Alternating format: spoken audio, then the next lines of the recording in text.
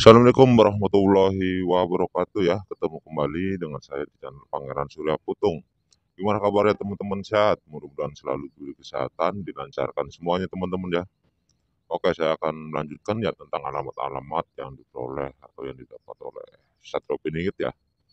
Jadi SP ya diceritakan oleh sosok lelaki yang saya sebutkan namanya, kekuasaan Republik Indonesia itu tidak ada yang menandingi terkecuali nggak saya sebutkan ya titik-titik yang telah diutus Allah Subhanahu wa Ta'ala, yang zaman dahulunya ada sosok lelaki ya yang telah menyatukan berbagai bangsa-bangsanya di negeri kesatuannya yang telah didampingi oleh dayang-dayangnya ya teman-teman ya. Namun hanya satu sosok eh, perempuan ya, itu seorang ratu ya teman-teman ya, yang selalu ikut andil ya dalam perjuangan-perjuangan tanpa diketahui oleh seseorang ya teman-teman ya.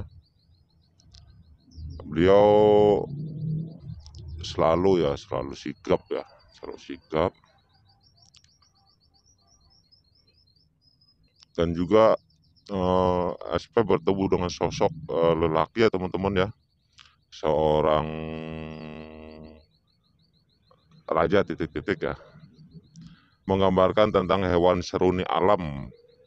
Banyak ilmu-ilmu ya yang sangat berguna dan bermanfaat. Mengkaji binatang kelihatannya mudah ya, namun tak semudah yang kita ucapkan dalam sebuah pembentukan kokoh hasbaul yang telah diisi alam semesta.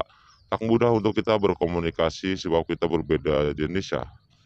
Dari sebelum-sebelumnya saya sudah diberitahu oleh Sang Pencipta tentang menata alam dan hewan ya, yang harus kita latih dalam sebuah perumpunan ya. Oleh karena itu saya pun menjumpai seorang ratu titik-titik nggak saya sebutkan, dan saya pun menaklukkannya dikarenakan dulu bangsa-bangsa zamanku sangat kejam. Sehingga saya dulu mempunyai rasa kesombongan tanpa saya mengingat Sang Maha Agung. Namun pada akhirnya sosok ratu tersebut pun mengingatkan saya, setelah itu mataku baru terbuka ya, daya pandang ya. Meskipun sang ratu seorang titik-titik gak saya sebutkan ya, namun setelah berjalan denganku, beliau taat dengan agamaku, beliau sangat taat kepadaku. Namun meski sifatnya masih seperti terdahulu ya, masih ada ya. Tapi insya Allah dia sangat baik, hanya saja di saat sedang tidak nyaman dengan keadaan yang tak seharusnya bukan tugasnya, lalu dikerahkan oleh orang lain, beliau sangat kesal karena tak ada eh, pembicaraan terdahulu ya. Dan juga SP melihat seorang sosok lelaki ya, beliau memelihara ya harimau sebesar dinosaurus ya, untuk menjaga gerbang titik-titik nggak saya sebutkan, dan didampingi oleh seorang titik-titik juga. Beliau hanya menjaga ya, itu suatu amanah ya dari para sahabat yang telah dan ditugaskan masing-masing daerah ya teman-teman ya. Namun dalam sejengkal ada syahwat yang ingin memberitahu soal mereka dan penjagaan harimau itu. Penjagaan harimau di sebelah utara itu ada sebuah keris ya teman-teman ya. Ada sebuah keris miliknya seorang raja yang dibuat oleh tulang-tulang yang mereka buat untuk mencari sejatinya para siluman kepada manusia. Dan diketahui oleh para sahabat telah melihat tulang tangan kanan ya yang telah menjadi saksi dan sudah ketemu jawaban-jawaban itu ya. Namun itu semua terletak pada tangan kanan yang mampu menjadi sejatinya diri para siluman.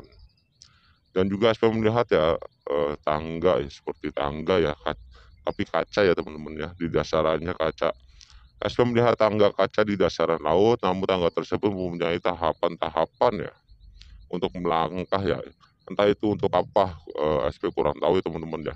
Namun yang SP tahunya itu tangga memiliki tahapan-tahapan yang di luar dugaan atau kemampuan orang. Dan ada sosok Dewi nggak saya sebutkan ya, yang tahu kunci-kuncinya ya, sosok Dewi tersebut ya. Di balik kaca terlihat ada sebuah bentuk ukiran yang seperti sengaja disembunyikan oleh manusia-manusia biasa, namun sosok Dewi tersebut ya telah memberitahu kepada SP lewat membisikkan di telinganya entah apa yang dikatakan oleh Dewi tersebut ya teman-teman ya. kepada SP ya. Namun pada suatu hari SP telah bermimpi tentang adanya bencana ya, nggak saya sebutkan ya, tanda kurung. Namun SP telah menampisnya agar tidak terjadi yang tak diinginkan.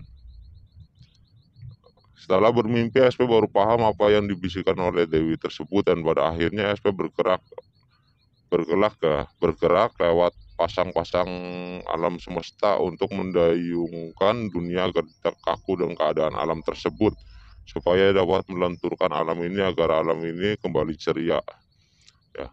Jadi SP juga melihat butiran debu berbentuk batu es kristal kotak ya, yang sangat lembut, pasangnya yang sangat aneh bentuknya, namun itu semua mempunyai makhrajnya ya.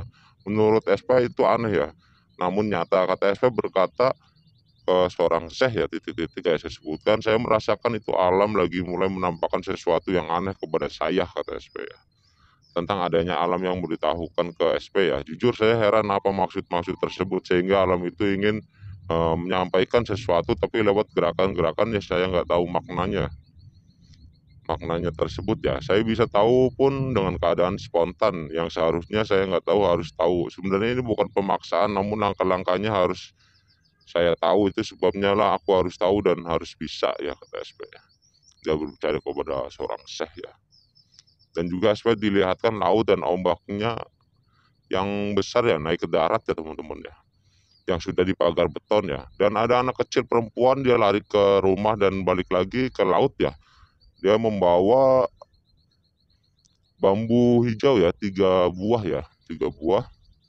Terus bambu tersebut dipasang di beton sambil memasang bambu tersebut, dan anak itu menengok ke belakang ya teman-teman ya.